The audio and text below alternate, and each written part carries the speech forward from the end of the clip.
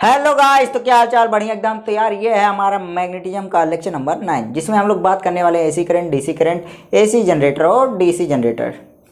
तो यार copy pen निकाल लीजिए, स्नैपचैट चलाना बंद करिए और हमारे साथ नोट बनाना स्टार्ट करिए। तो यार हेडिंग डालते हैं एसी करंट और डीसी करंट। चलिए देखते हैं, पहले हम लोग डीसी करंट की तरफ बढ़ते हैं। तो हेडिंग है हमारा direct current and alternating current. तो पहले तो डायरेक्ट करंट को डिस्कस करते हैं।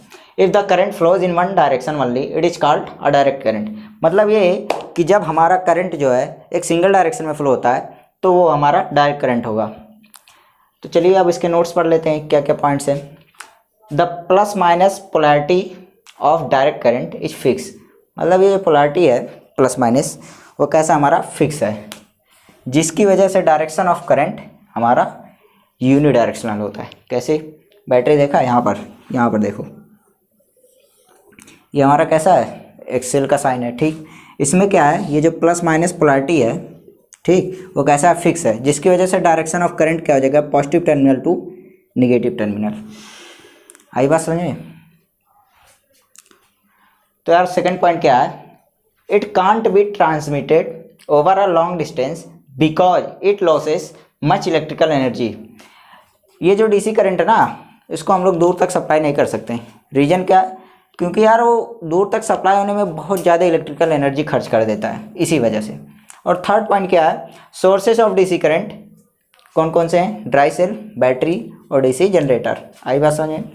और चौथा पॉइंट है साइन ऑफ सोर्सेज। मतलब ये जो सोर्सेज है कैसे पता चलेगा कि कहीं पर, मतलब वैसे तो देख के बता दोगे, उस पर लिखा होता है, बट जब क्वेश्चंस आएंगे, अभी नहीं आगे, तो क्या होगा, आपको कैसे पता चलेगा कि ये जो सोर्स है हमारा वो डायरेक्ट करंट प्रोड्यूस कर रहा है या अल्टरनेटिव करंट। तो यार उसके सोर्सेस कुछ इस तरीके से बनाए जाते हैं, प्लस माइनस की पोलैरिटी दे करके कुछ इस तरीके से।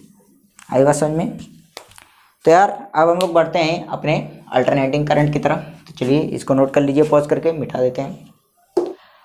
अल्टरनेटिंग करंट क्या होता है भाई? Alternating current, if the current reverses direction after equal intervals of time it is called alternating current. मतलब ये जो हमारा अगर करंट है वो अपना डायरेक्शन रिवर्स कर रहा है बार बार, ठीक, after a equal interval of time, तो वो क्या हो जाएगा हमारा अल्टरनेटिंग करंट। नोट्स में क्या लिखेंगे, कुछ पॉइंट्स हैं, बता दे रहा हूँ। पहला पॉइंट है plus minus polarity of an AC current is not fix. मैंने अभी भी बताया था डीसी करंट में, उसमें क्या होता था, फिक्स होता था, जिसकी वजह से जो हमारा इलेक्ट्रिक करंट है वो यूनिडायरेक्शनल होता। बट यहाँ पर क्या है, पोलैरिटी चेंज होता रहता है after a fix interval of time. ठीक, अब इसको एडजस्ट कैसे किया जाता है, फ्रीक्वेंसी होती है, उसको एडजस्ट करके इसको फिक्स किया जाता है। ठीक, अब सेकंड पॉइंट क्या है, ये पोलैरिटी चेंज होने की वजह से डायरेक्शन ऑफ करंट होता है बार बार रिवर्स होता है। ठीक, सेकंड पॉइंट क्या है, it can be transmitted over a long distance without loss of much electrical energy.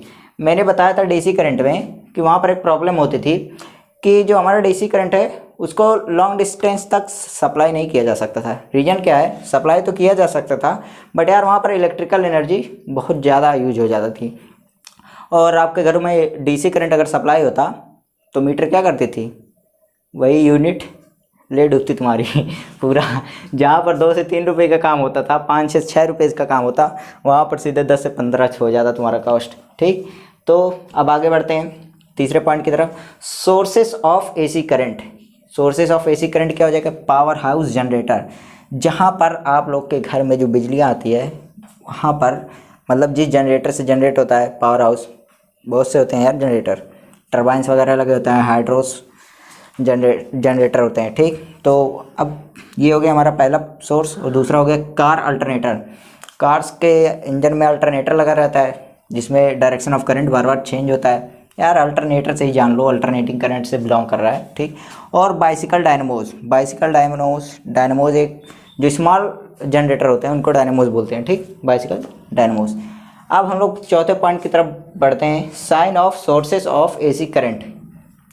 वहाँ पर मैंने बताया था डीसी करंट में जैसे बैटरीज की पोलैरिटी शो करके शो किया जाता है कि इस सोर्स से हमारा डीसी करंट निकल रहा है, उसी तरीके से जहाँ पर ये साइन देखो तो समझ जाना कि जो हमारा सोर्स है वो कैसा करंट प्रोड्यूस कर रहा है, अल्टरनेटिंग करंट।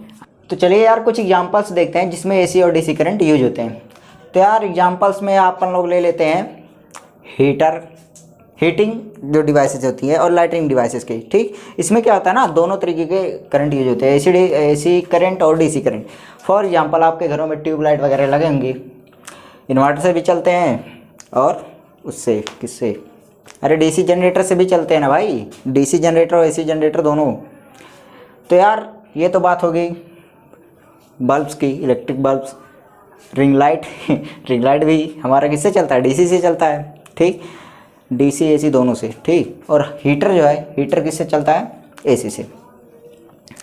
डीसी से भी चला सकते हो बट बैठ जाएगा तुरंत, बहुत ज़्यादा इलेक्ट्रिकल एनर्जी यूज होता है डीसी में। तो भाई साहब ये हो गया हमारा हीटर वूटर की बातें। और दूसरी बातें कर लेते हैं radios and television. Most important example है, क्यों, क्योंकि यार इसमें ना डीसी करंट यूज होता है। अब आप लोग बोलेंगे कि सर आपने बताया कि हमारे घर में जो इलेक्ट्रिसिटी सप्लाई होती है वो एसी करंट होती है, तो हम लोग का जो टेलीविज़न वगैरह है उसी लाइट से चलाते हैं। हाँ भाई, बट टेलीविज़न्स और रेडियोज़ के अंदर एक डिवाइस लगी होती है जो क्या करता है, अल्टरनेटिंग करंट को डीसी करंट में चेंज कर देता है। डीसी मतलब डायरेक्ट करंट। आई बात समझ में। तो यार अब हम लोग बढ़ते हैं इलेक्ट्रिकल जनरेटर की तरफ। तो चलिए हेडिंग डालिए, इलेक्ट्रिक जनरेटर। तो भाई साहब पहला पॉइंट है जो हमारा इलेक्ट्रिक जनरेटर होता क्या है, the electric generator converts mechanical energy into electrical energy. ये भाई जनरेटर का काम क्या होता है, जो मैकेनिकल एनर्जी है वो उसको इलेक्ट्रिकल एनर्जी में कन्वर्ट करता है, ठीक। कैसे, अभी हम लोग इसकी वर्किंग देखेंगे तब और अच्छे से समझ में आएगा। अब बात कर लेते हैं प्रिंसिपल ऑफ इलेक्ट्रिक जनरेटर। जो हमारा इलेक्ट्रिक जनरेटर है वो किस प्रिंसिपल पे काम करता है, तो यार the electric generator works on the principle that when a straight conductor is moved in a magnetic field then current is induced in the conductor. कैसे भाई साहब, चलिए बना के देख लेते हैं। मान लेते हैं ये हमारा मैग्नेटिक फील्ड लाइन्स है, ठीक। बी वेक्टर से मैंने रिप्रेजेंट किया, बी से, ठीक। ये हमारा मैग्नेटिक फील्ड है, इसमें कोई कॉयल है, ठीक। इसको मैंने रोटेट कराना स्टार्ट कर दिया, एक तरह से जो कॉयल है उसका मूवमेंट कराना स्टार्ट कर दिया।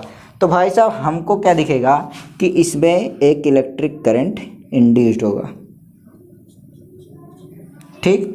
इसी प्रिंसिपल पे जो हमारा जनरेटर है वो वर्क करता है। क्या इतनी सी बात आई समझ में आ गई है। तो चलिए हम लोग पढ़ते हैं electric generators are two types, मतलब टाइप्स ऑफ इलेक्ट्रिक जनरेटर। दो टाइप्स के होते हैं, पहला तो एसी जनरेटर, दूसरा डीसी जनरेटर। मतलब ये on the basis of producing types of current, जैसे अल्टरनेटिंग करंट और डीसी करंट मतलब डायरेक्ट करंट प्रोड्यूस करते हैं, उन्हीं के बेसिस पे जनरेटर को दो पार्ट में डिवाइड किया गया है। तो चलिए बारी बारी करके डिस्कस करते हैं। AC generator, AC generator it produces it यहाँ पर क्या है हमारा, AC generator produces AC current which reverses its direction continuously. मतलब जो एसी जनरेटर है जाहिर सी बात है वो अल्टरनेटिंग करंट ही प्रोड्यूस करेगा जो अपना डायरेक्शन कंटिन्यूसली बदलता रहेगा, ठीक। अब हम लोग इसके कंस्ट्रक्शन पे बात कर लेते हैं। कंस्ट्रक्शन के लिए मैंने एक परमानेंट मैग्नेट बना दिया है, कॉयल है और स्लिप रिंग्स है। स्लिप रिंग क्या करेंगे, यहाँ पर स्लिप रिंग जो है हमारा वो कॉयल के साथ रोटेट करेंगे, ठीक। यहाँ पर मैंने लिख दिया है, गैल्वेनोमीटर लगा दिया है। गैल्वेनोमीटर का काम क्या होता है भाई, प्रेजेंस ऑफ इलेक्ट्रिक करंट बताना, ठीक। ये फाइंड आउट करता है presence of electric current. Coil है, कोयला नहीं। और यहाँ पर हॉर्स ऑफ मैग्नेट है, ठीक, जिसका नॉर्थ पोल वहाँ पर है, साउथ पोल यहाँ पर। तो यार यहाँ पर बताओ मेरे को एक बात, यहाँ पर मैग्नेटिक फील्ड लाइन का डायरेक्शन क्या होगा,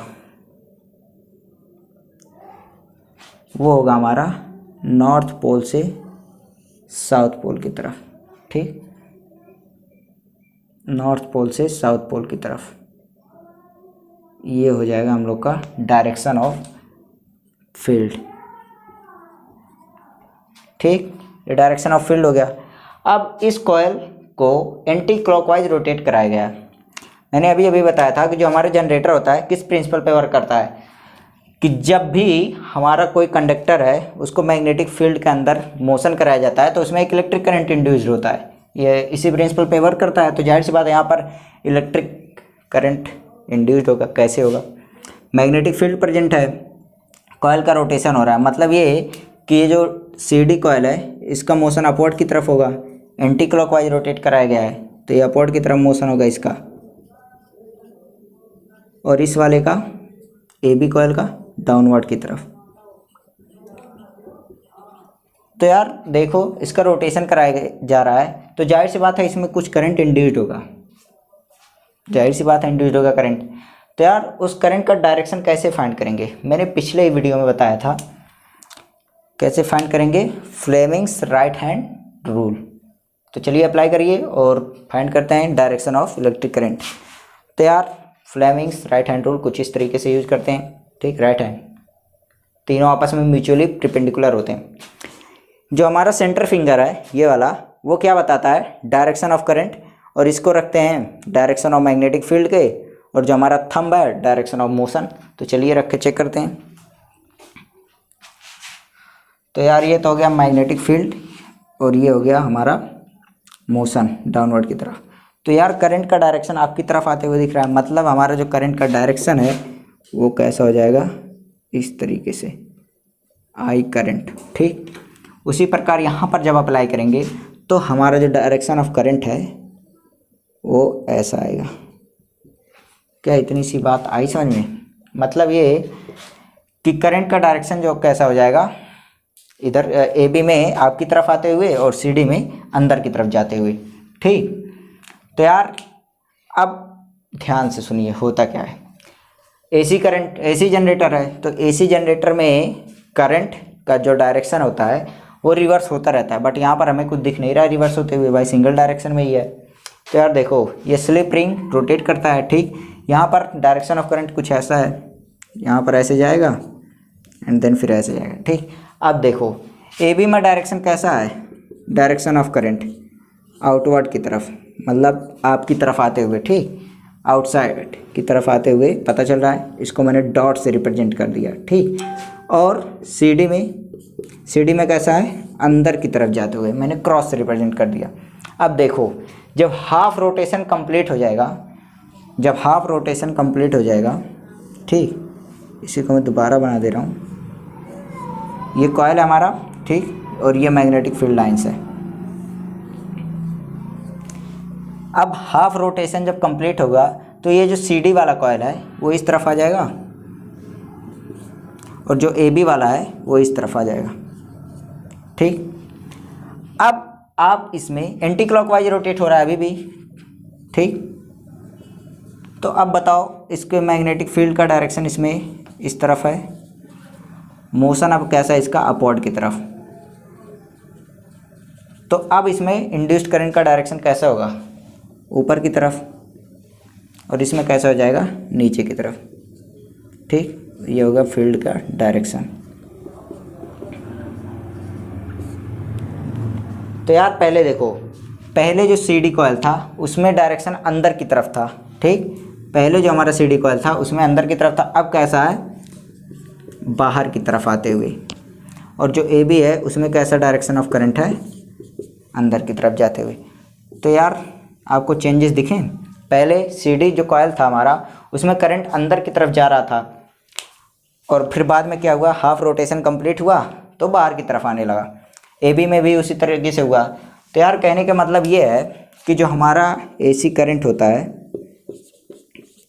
AC करंट का जो डायरेक्शन होता है वो चेंज होता है after every half rotation, after every half rotation. ये पॉइंट बहुत ही इम्पोर्टेंट है, ठीक। इतना बात आया समझ में? अब ये स्लिप रिंग है, स्लिप रिंग मतलब, और ये ब्रशेस है हमारे, ठीक। अब इनसे कांटेक्ट में रहता है, ये कॉइल के साथ रोटेट करता है। ये जो ब्रशेस हैं, ये ब्रशेस जो हैं वो कैसे हैं, फिक्स्ड हैं, ठीक। और ये इनके साथ कांटेक्ट में रहता है ताकि जो हमारा इलेक्ट्रिक करंट है वो सप्लाई हो सके कॉइल से निकल के, ठीक। इतना बात आया समझ में? अब हम लोग फ्रीक्वेंसी की बात कर लेते हैं। फ्रीक्वेंसी, फ्रीक्वेंसी क्या होता है? तो फ्रीक्वेंसी होता है नंबर ऑफ रोटेशन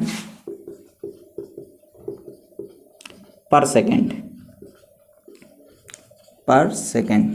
ठीक, अब जो हमारे इंडिया में जो पावर हाउसेस से जो करंट इंड्यूस्ड होते हैं उनका जो फ्रीक्वेंसी होता है वो होता है अप्रॉक्स 50 हर्ट्ज। ठीक, मतलब आपके घरों में जो इलेक्ट्रिक करंट आते हैं उसकी जो फ्रीक्वेंसी होती है वो 50 हर्ट्ज होती है। तो यार मैंने बताया था एसी करंट का direction after every half rotation complete मतलब चेंज होता रहता है। ठीक, करंट का डायरेक्शन चेंज होता है आफ्टर एवरी हाफ रोटेशन। ठीक, आई बात समझ में।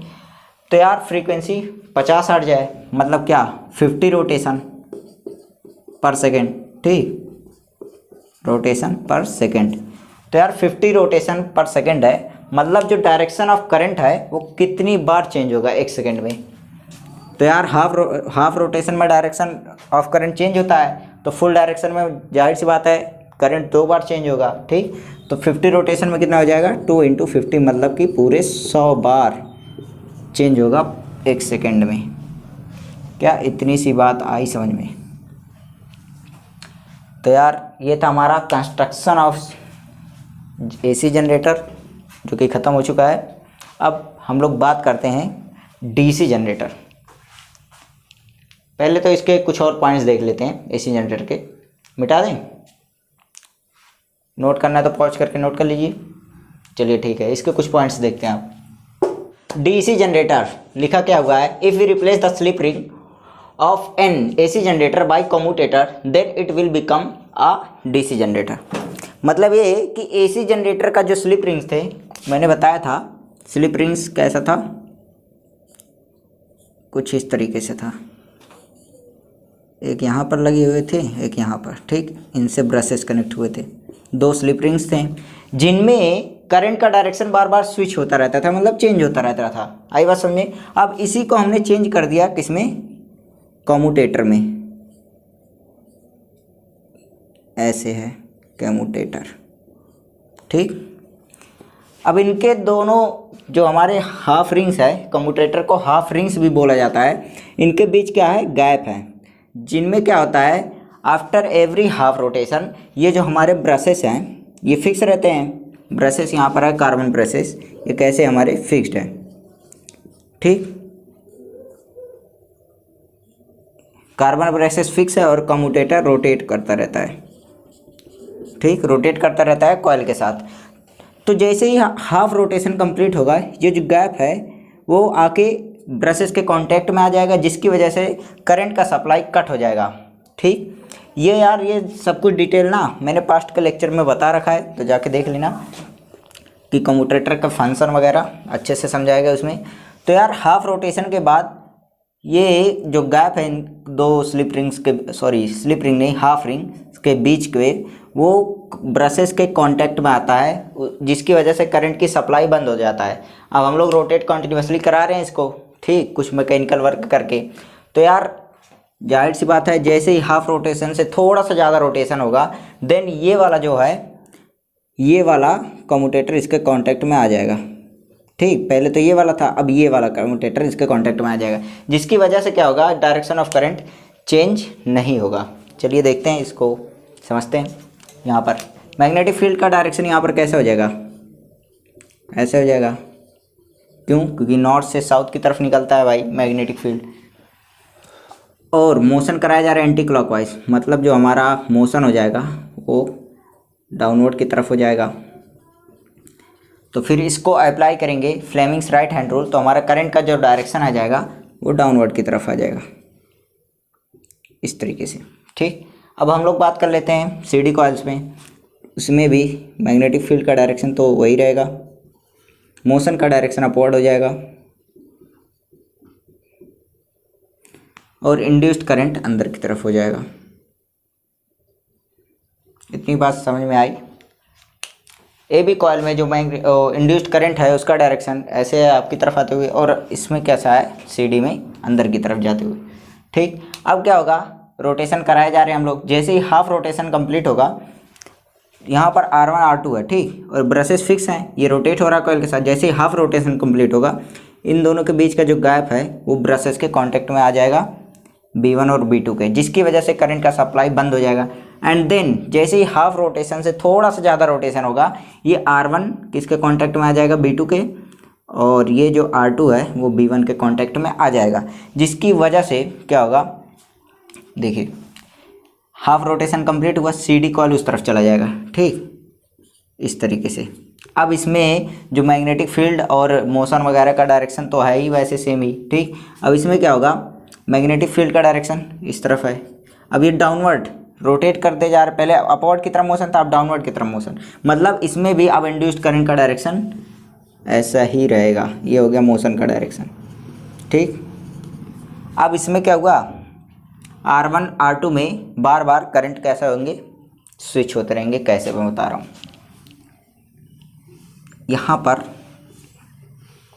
यहाँ पर करंट का सप्लाई इस तरीके से हुआ I, ठीक, यहाँ से कॉइल में जाएगा, डायरेक्शन ऐसे इस डायरेक्शन से और अंदर की तरफ इस डायरेक्शन से, ठीक। अब जैसे ही हमारा हाफ रोटेशन कंप्लीट हुआ, ये कॉइल इस तरफ आ जाएगा, जिसमें कॉइल CD में करंट चेंज हो जाएगा, पहले तो अंदर की तरफ था, अब बाहर की तरफ आने लगा, तो हमारा R2 कम्यूटेटर इसके कांटेक्ट में आएगा, जिसकी वजह से जो इस वाले ब्रशेस में जो इलेक्ट्रिक करंट सप्लाई हो रहा था वो तो सेम ही रहेगा ना, चेंज किस में हुआ है, बस कॉइल में हुआ है, पहले अंदर की तरफ जा रहा था CD, अब बाहर की तरफ आ रहा है, बट यहाँ पर डायरेक्शन ऑफ करंट तो सेम ही रहेगा।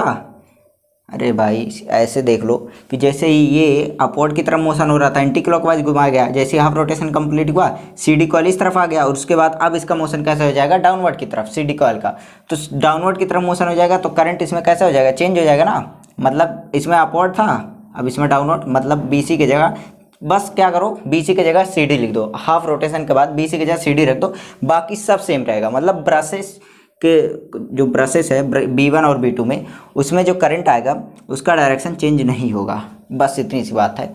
और अगर नहीं समझ में आया तो यार पिछला लेक्चर देख लेना, उसमें अच्छे से समझाया गया, यहाँ पर मैं ज़्यादा डीपली नहीं जाऊँगा तो ठीक, बस इतना ही था डेफिनेशन में कि अगर हम स्लिप रिंग्स, जो जनरेटर था कौन सा AC वाला, उसका अगर स्लिप रिंग्स हम कम्यूटेटर में बदल देते हैं या कम्यूटेटर से डिस्प्लेस कर देते हैं तो हमारा DC जनरेटर बन जाएगा, वो AC जनरेटर। आई बात समझ में, तो यार ठीक है, यही था। अब इसमें करंट का डायरेक्शन तो चेंज नहीं हो रहा है, यही था। और गैल्वेनोमीटर का काम होता है प्रेजेंस ऑफ इलेक्ट्रिक करंट बताना, ठीक। तो यार ये तो हो गया construction and working of DC generator, note करना है तो नोट कर लीजिए। अब हम लोग अगले टॉपिक पे बढ़ते हैं, जो है electromagnetic induction using two coil, ठीक। तो चलिए, electromagnetic induction using two coil A and B, ठीक, दो कॉइल मैंने यहाँ पर ड्रा कर दिया है। अब हो क्या रहा है भाई, यहाँ पर when the current in coil A is changed then a current is induced in a coil, मतलब ये कि अगर हम इसके करंट को चेंज कर रहे हैं, चेंज मतलब क्या, डायरेक्शन नहीं मैग्नीट्यूड, ठीक, डायरेक्शन नहीं मैग्नीट्यूड। तो हो क्या रहा है, जब इसमें करंट चेंज हो रहा है तो यहाँ पर एक EMF इंड्यूस्ड हो रहा है, ठीक, EMF इंड्यूस्ड हो रहा है। EMF मतलब इलेक्ट्रोमोटिव फोर्स, सीधी से यार पोटेंशियल डिफरेंस से इंड्यूस्ड हो रहा है, जिसकी वजह से करंट होगा। सिंपल भाषा में बोला जाए तो यहाँ पर जब करंट चेंज होगा तो इस कॉइल B में एक करंट इंड्यूस्ड होगा। कैसे होगा देखते हैं। सोलेनॉइड के बारे में पता है, अच्छा दूसरी डेफिनेशन भी देख लो, इसी वक्त समझने में आसानी होगी। इसमें करंट चेंज हो रहा था तो इसमें इंड्यूस्ड हो रहा था एक करंट। अब मैग्नेटिक फील्ड चेंज हो रहा है अगर इसकी वजह से, तो भी इलेक्ट्रिक करंट इंड्यूस्ड होगा। कैसे समझते हैं, मान लेते हैं यहाँ पर आपने स्विच इसको ऑन किया, ठीक, तो इसमें करंट रन करना स्टार्ट हो गया, ठीक, करंट रन करना स्टार्ट हो गया। अब हो क्या रहा भाई, पहले करंट जीरो था, मतलब स्विच ऑफ था तब करंट जीरो था, स्विच ऑफ था जब, तो हमारा करंट की वैल्यू क्या थी, जीरो थी। जैसे ही स्विच ऑन हुआ हमारा करंट का जो वैल्यू हो गया वो I हो गया, ठीक, यहाँ पर मैंने लिख दिया है। तो यार जाहिर सी बात है यहाँ पर करंट चेंज हो रहा है, ठीक, तो चेंज हो रहा है, पहले जीरो था अब I हो गया, तो इसमें करंट इंड्यूस्ड हुआ, ठीक, करंट I' लिख देते हैं इसको, यहाँ पर करंट इंड्यूस्ड हुआ। बट एक यहाँ पर ये भी देखा गया कि ये जो डिफ्लेक्शन ऑफ गैल्वेनोमीटर था, ये हमारा गैल्वेनोमीटर है, गैल्वेनोमीटर, इसके अंदर एक डिफ्लेक्शन हुआ, मतलब इसके नीडल डिफ्लेक्ट किए, बट बहुत ही कम समय के लिए, मतलब थोड़ा सा ही डिफ्लेक्शन हुआ, उसके बाद फिर से जीरो पे चला गया, जबकि हमारा स्विच ऑन ही था। मतलब ये कि जितने समय के लिए करंट चेंज होता रहेगा उतने समय के लिए इसमें करंट इंड्यूस्ड हुआ होगा। मतलब ये मैंने स्विच ऑन किया, करंट चेंज हुआ, तुरंत चेंज हुआ, पहले जीरो था बस तुरंत आई पे पहुंच गया।